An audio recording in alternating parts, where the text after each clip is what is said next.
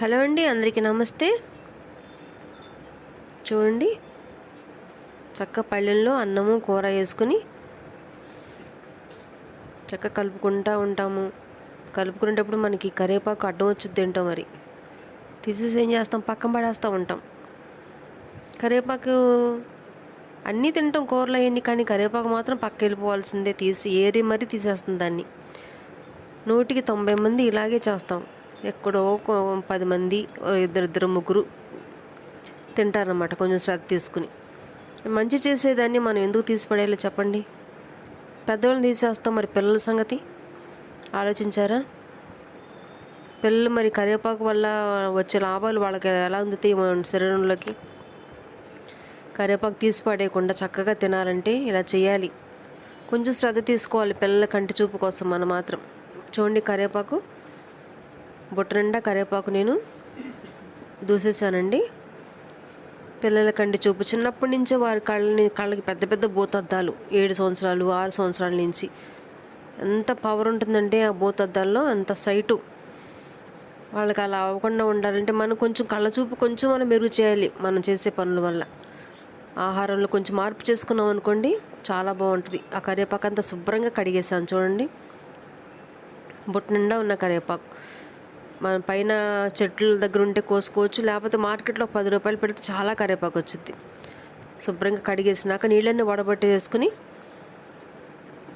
చూడండి, ఇలాగ మంచిగా క్లాత్లో ఇంట్లోనే ఆరబెట్టుకోవాలి, బయట పెట్టకూడదు.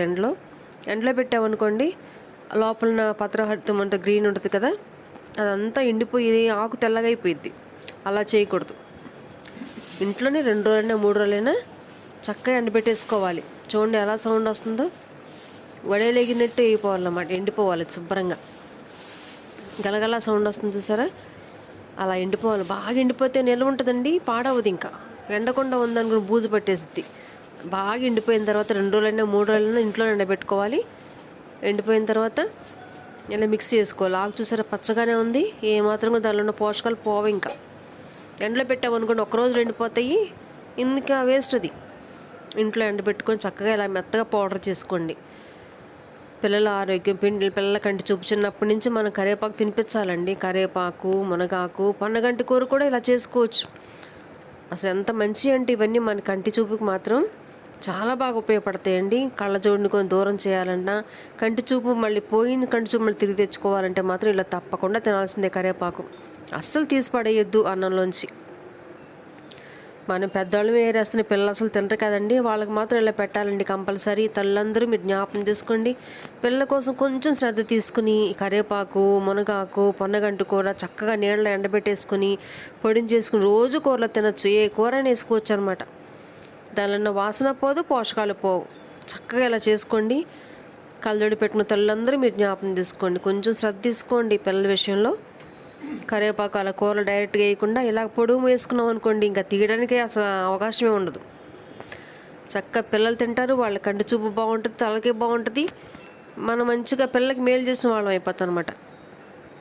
ఇలా చేసుకుని చక్కగా పెట్టేయచ్చు. ఉసిరికాయలు ఉన్నప్పుడు ఉసిరికాయలు కూడా చక్కగా మిక్సీలో 2 ఉసిరికాయలు వేసేసుకుని మెత్తగా పేస్ట్ చేసుకున్నాం అనుకోండి, రాతి ఉసిరికాయలు, దానిలో కొంచెం తేనె కానీ పంచదార కానీ కలిపేసుకుని పిల్లలకి తాగేయచ్చు వడగొట్టేసి.